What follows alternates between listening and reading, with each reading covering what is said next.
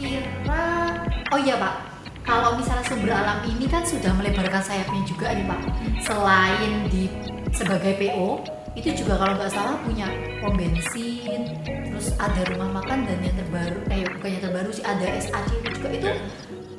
Maksudnya konsepnya atau yang diinginkan dari sumber alam sendiri itu apa sih? Kalau kami kan backbone-nya, artinya kan bisnis utamanya, core bisnisnya kan memang transport. Ya. Nah, kita melebarkan bisnis itu ke bisnis pendukung, artinya pom bensin kan memang diperlukan. Ya, kita ngisi solar, BBM itu di pom kita sendiri.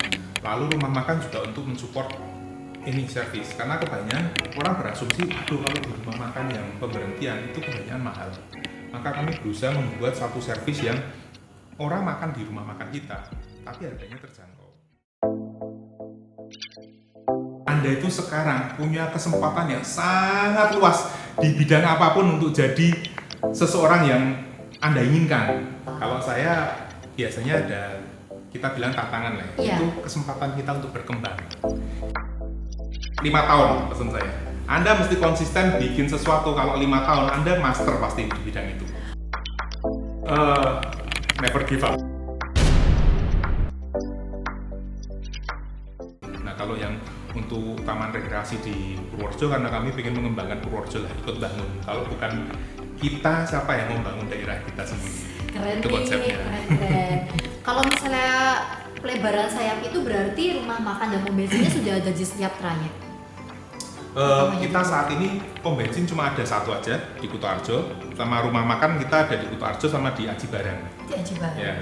Itu berarti pemberhentian kalau misalnya kita dari Jakarta mau ke Kutoarjo itu pasti berhenti di Aji Barang itu ya? Nggak tentu. Kalau dari Jakarta kan jam makan malamnya ada di daerah Cikamurang kita bilang.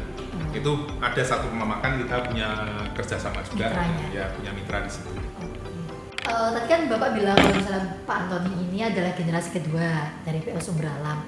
Apa sih yang membedakan antara generasi ayah Bapak dulu dengan Bapak sekarang ini?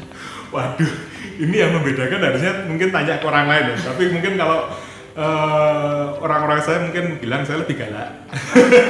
Lebih kaku dari ayah saya, karena ayah saya orangnya baik banget.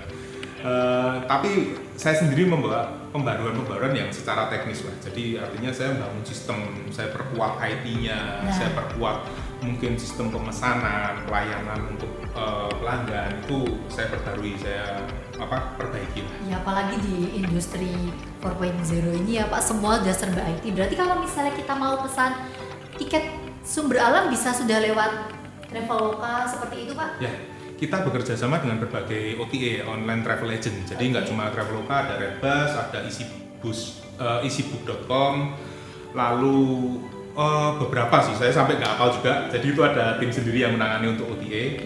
Tapi kami di sistem agen sendiri, kita sudah punya sistem yang sangat kuat. Artinya agen saya juga sudah pakai IT, ya, dan bahkan saya sekarang bisa membuka keagenan dimanapun. Anda misalkan mau daftar jadi agen, gitu, misalkan Mbak Jacqueline punya komunitas nih, wah saya kan punya komunitas Pak, nah komunitasnya sering ke Jakarta, Anda bisa jadi agen saya.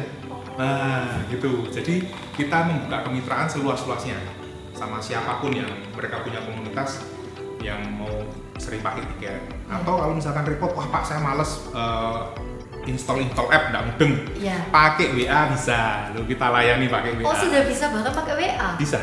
WA, SMS, telepon ya? Bisa, semua bisa. Kita nanti kasih kode bookingnya, Anda tinggal bayar, kasih kode booking, datang ke agen kami untuk berangkat, tunjukin kode booking, naik. Wah, gitu. Luar biasa ya, berarti ternyata PO Sumber Alam juga nggak mau ketinggalan sama zaman guys. Oh, iya.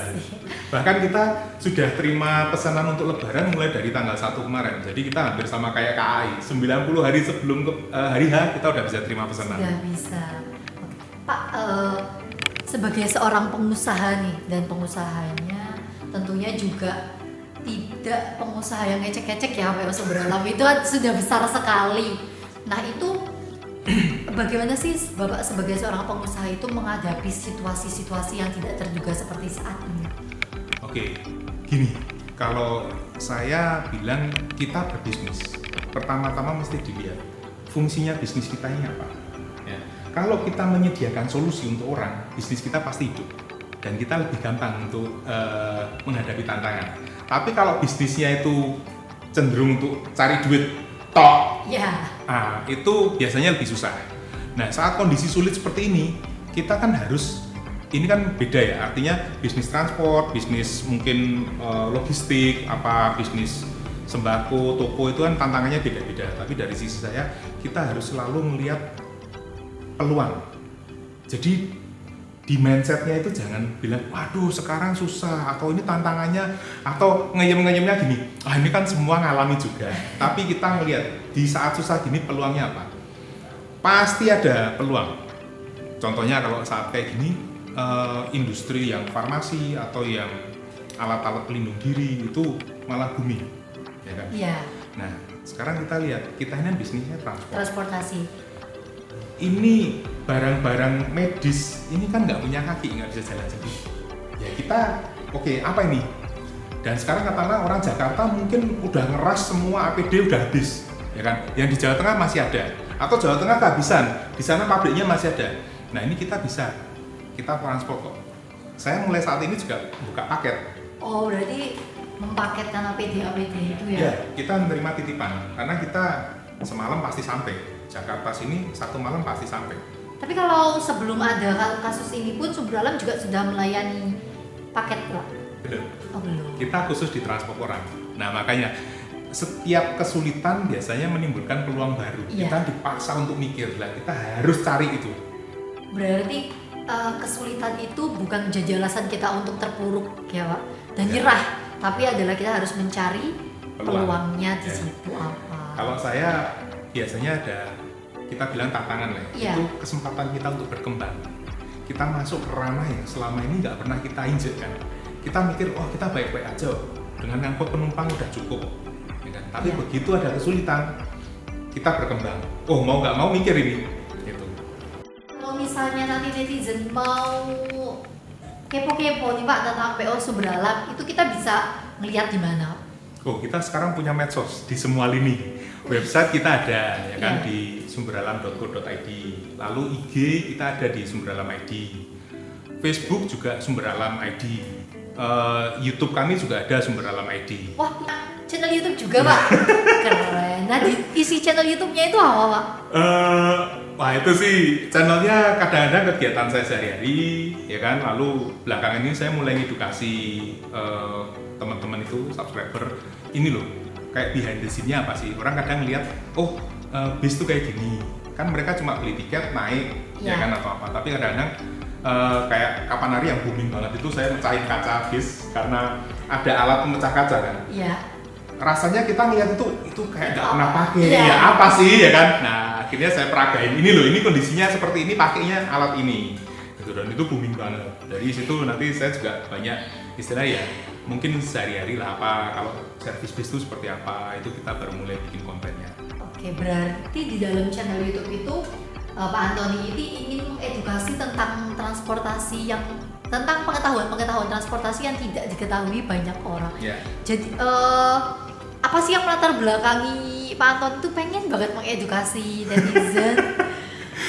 Pengen banget sih enggak, tapi ini saya ini kan mungkin karena mindsetnya pengusaha ya, jadi dan kita ini kan termasuk generasi yang lama, pengusaha yang generasi lama lah. Jadi saya pengen belajar hal yang baru. Saya ini kadang-kadang bisa dibilang nggak percaya, masa sih barang itu bisa menghasilkan uang. Jadi saya mau mencoba, dan akhirnya emang bener ternyata bisa diikuti dan memang bisa menghasilkan. Jadi wah ini bagus banget. Jadi saya membuktikan sih sebenarnya channel YouTube itu sama-sama belajar. Saya share pengetahuan dan saya membuktikan bahwa ini ada cara baru untuk cari uang misalkan gitu.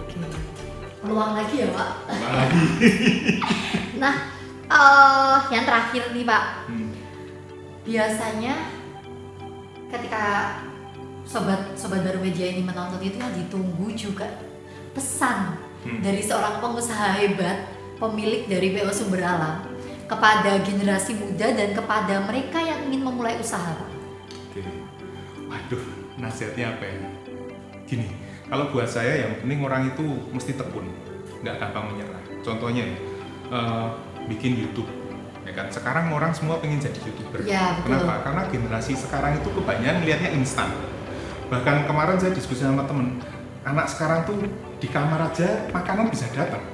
Ya kan lewat online itu mereka semua mereka nggak berpikir ini dari mana, seberapa banyak kesulitan untuk menimbulkan satu makanan ini, gitu kan. Nah buat saya, Anda yang mau berusaha, Anda harus tekun, gitu. Bikin kalau memang mau jadi YouTuber, bikin konten rutin, konsisten, subscriber dikit nggak apa-apa, jalani terus. Semua usaha itu pasti dari kecil, ya kan. Nggak ada langsung gede kayak gini, nggak. Ayah saya dulu mulai dari 2 bis juga.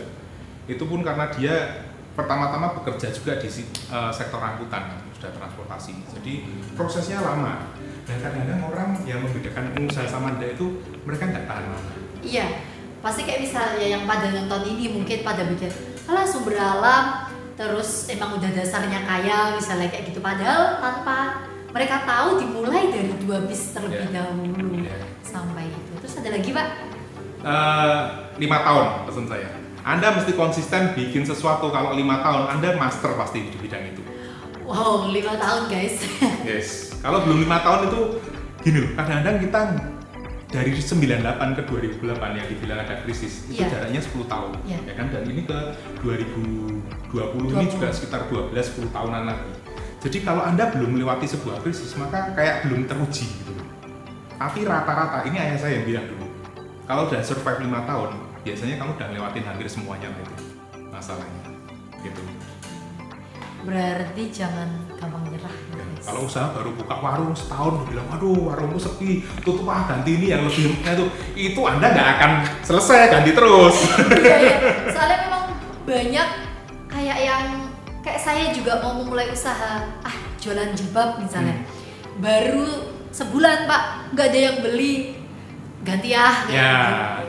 Tapi nggak apa-apa kalau memang Anda gini, harus dipikir Anda memang mau jual jilbabnya atau Anda mau jadi pedagangnya.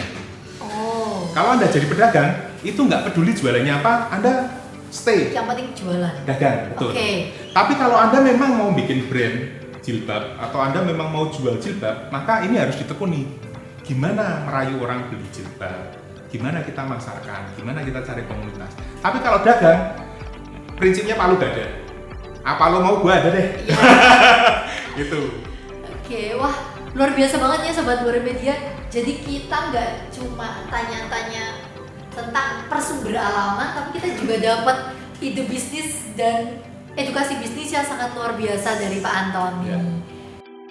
Nah pesan saya buat Sobat Baru Media, pantang menyerah, ya kan. Dan Anda itu sekarang punya kesempatan yang sangat luas di bidang apapun untuk jadi seseorang yang Anda inginkan, ya. Zaman kami dulu nggak banyak pilihan. Sekarang dengan terbukanya era internet 4.0 industri, Anda bisa apapun. Tapi yang penting itu tekun, ya, ditekuni dan pantang menyerah. Anda pasti jadi orang sukses.